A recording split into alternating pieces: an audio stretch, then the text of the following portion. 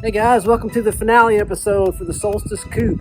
This week we're going to finish getting it put back together and do a final drive or a first drive and do a price breakdown. So we'll show you exactly what this thing cost us and get your comments and see what you think of it. So let's get started.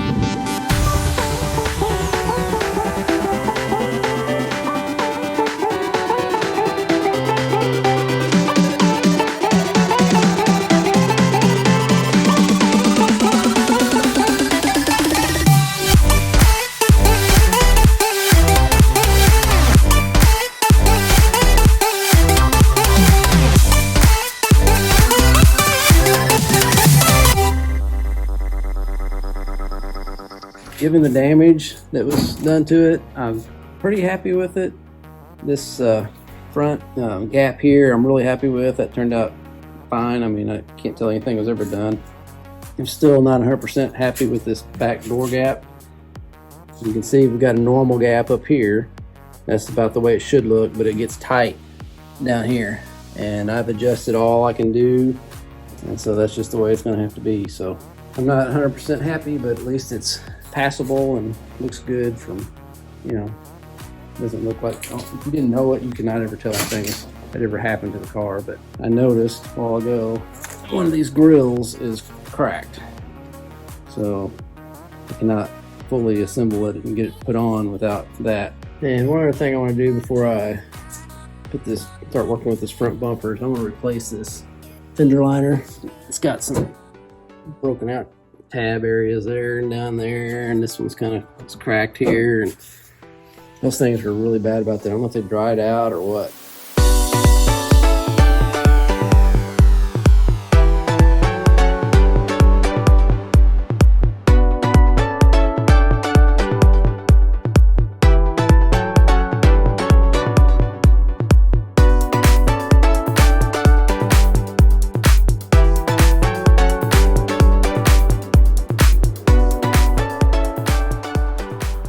Alright, so now that we've got this wheel liner replaced, no more broken anything on there, so that's all nice and new. So let's go on in and check out our bumper. I've got all the little pieces and parts laying there on Dodge boxes.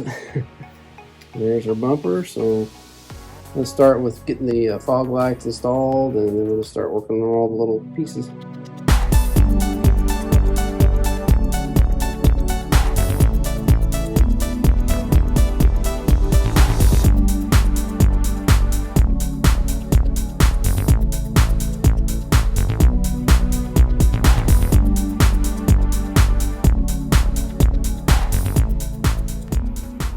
Alright, so I've got this bumper all put together except for this one. I showed you earlier that this one grill was cracked. I mean, like bad, like all the way across. So I've got one coming, and it probably won't be here till the end of next week. And you might have wondered why I bought a new emblem there. Well, here's the old one.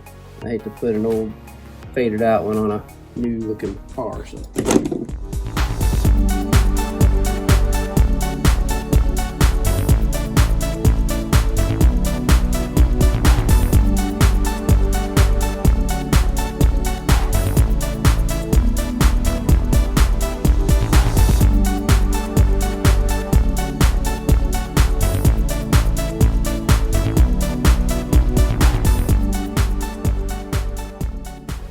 Alright, so I've got this bumper just kind of sitting on here loosely without doing any adjustments, and that side looks right on.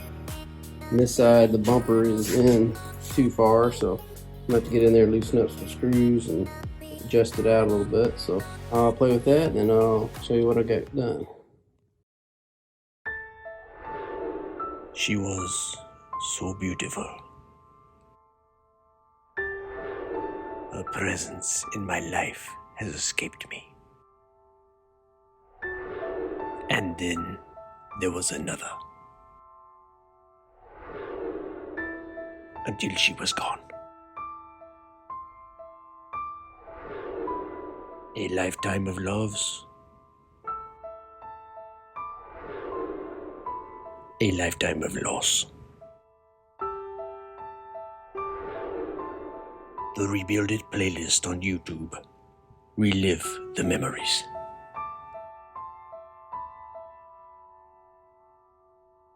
All right, so I've got that adjusted. It wasn't too hard. So thing looks good there, even gaps. So really all I got left to do is put the headlights on. Okay, so here are our original headlights that we restored. You guys remember, Andy will put a link up here on the top right corner to show you the link to the video where we restored them, how that process worked. But now it's just a matter of popping this up, hooking them up, and there's like 1, 2, 3, 4 bolts for each one.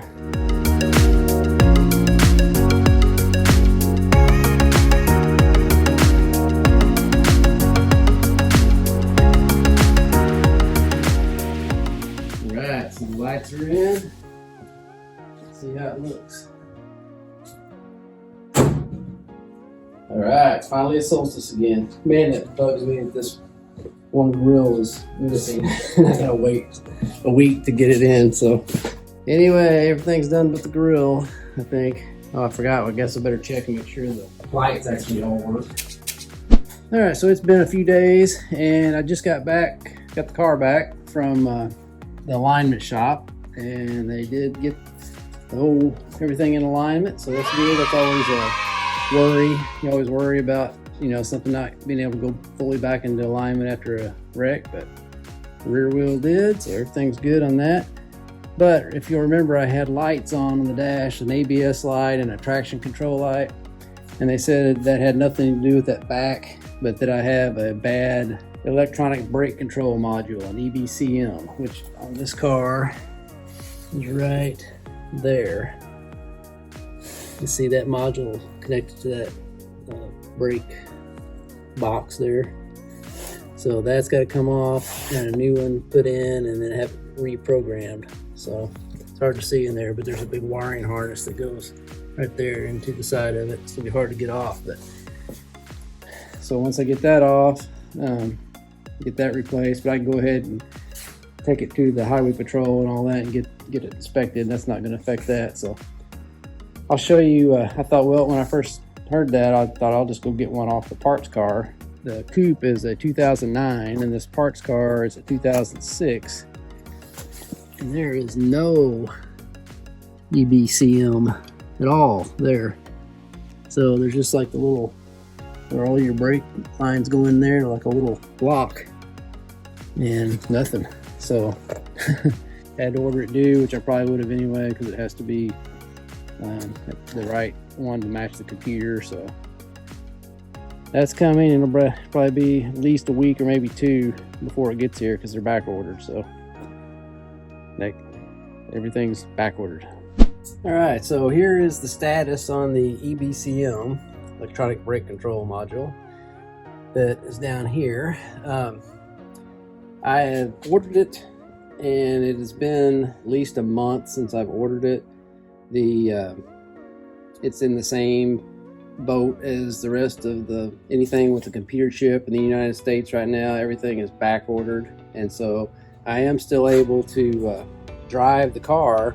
I think the big difference is that we still have brakes, and I don't think the brakes or the anti-lock brake part are working, but I had the brakes feel normal when you're driving it, but there is no communication between the main computer and the EBCM, so they're not communicating back and forth, and so that's why we have the warning lights. So that is on order, and I just won't be able to sell the car or do anything, take it on any big long trips or anything like that until I get that new module in. So that's where we are on that. All right, so here we are in the Coupe and taking a little stroll, one of the first times I've driven it. And for as cool a car as this is, as far as looks, the driving experience is not anything special. I mean, it's just a little 4-cylinder car, not turbocharged. This one's not. It handles really good, but you know, after driving a ZR1 Corvette and a 392 Hemi Challenger and stuff like that, this just feels like pretty laissez-faire. But it is fun. It is really an awesome looking car. So when we stop up here in a minute, we'll give you a 360 view of the outside. Then we'll try to get some good driving shots.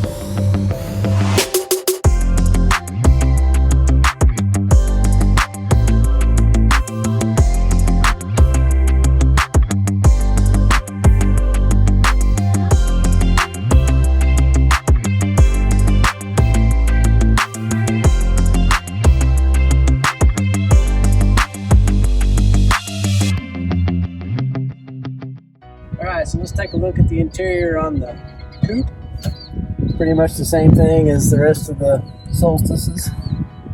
This one is an automatic, which is not my favorite for the driving experience, but it does have the leather interior, which is in good shape. And remember, this has a removable target top, so that is a cool feature. The bad thing about it is, if you're out on a trip somewhere and you take off the target top, there's no place to store it in the car. It will not fit in there. So you have to put it in your hotel room, hire a guy to watch it for you, or whatever you want to do so you can go take a drive with your target top off. The back side of this thing is cool. The little hatch lifts up, and so you do have a little bit more room to store stuff than the regular Solstice convertible. There's probably room in there for a suitcase, where you don't have that for sure on the convertible.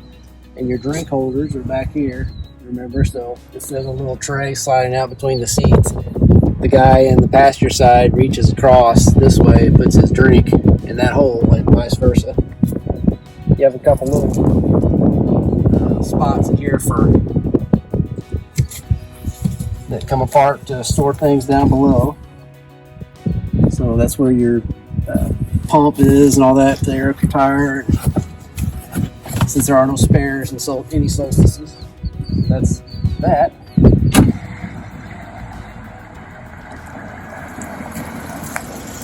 So there you have it, the 2009 Solstice Coupe with the target top off. A car that looks like nothing else. Alright guys, so we're going to try to do a price breakdown on the Solstice Coupe. I parked it out here next to the T2. These are the two rarest Solstices that they made, and it's unusual to have them in the same spot. So I just thought that'd be kind of a cool picture. But it is extremely windy today, and I hope that you can hear me. So I'll try to speak up. Hopefully, I've got a sock on this mic that helps keep the wind out, so hope you can hear it. So let's get started with the price breakdown. All right, so here we go with the price breakdown. We bought the car at auction for $9,200. Fees were $978. Transportation cost to have it shipped to us was $903. And I'm charging half of the parks car that we bought, that I used half of it on the T2 and then half on this. So half of that's $650. Inspection, title fees, and taxes, $198.93. Tire mounting, $20. An alignment, and they checked and read the error with the EBCM. That was $154.99. Little grill in the front, $80. The quarter panel that we bought, the chump from the wreck car that we bought on the salvage place, $330.09. The right-hand door, $416.67. The left-hand door we got off our parts car, so that's free. The EBCM was $381.49, and to program it was $50. The little steering knuckle, if you guys remember that from like episode 1, that was $119.65. The fender liners, $135.61. Emblems, the front and back emblems, $118.67. Little miscellaneous pieces and parts, $14.72. Brake line, $19.95. And all the paint and supplies used to do the painting and body work, $25.01.76. So you add all that up, you get a grand total of $16,273.53. So what do you guys think? You think I spent way too much time and money on this car? They're so hard to find them selling, it's hard to know what they're worth. That seems high to me. But you guys let me know in the comment section what you guys think. Is $16,000 way too high for this car to be putting in it to still make any kind of profit at all, or am I gonna just break even, or am I gonna lose money? Let us know what you think. Well, I hope you guys enjoyed this episode of Rebuild It and this whole entire series we did on the Solstice Coupe. It was a lot of fun. It was probably, I would guess, the most difficult project that we've had on this channel so far. There was a lot to this thing and it took a long time. So if you did enjoy it, I ask that you give us a thumbs up down below, and make sure you comment below and tell us what you think about the whether we spent too much money or not enough, or how you think this project turned out. So thanks again, and we'll see you on the next one. And always remember, don't retire it if you can rebuild it. Thanks so much, guys, for tuning in and watching this week's episode of Rebuild It. Make sure you subscribe so you don't miss out on any awesome content. Have a good one.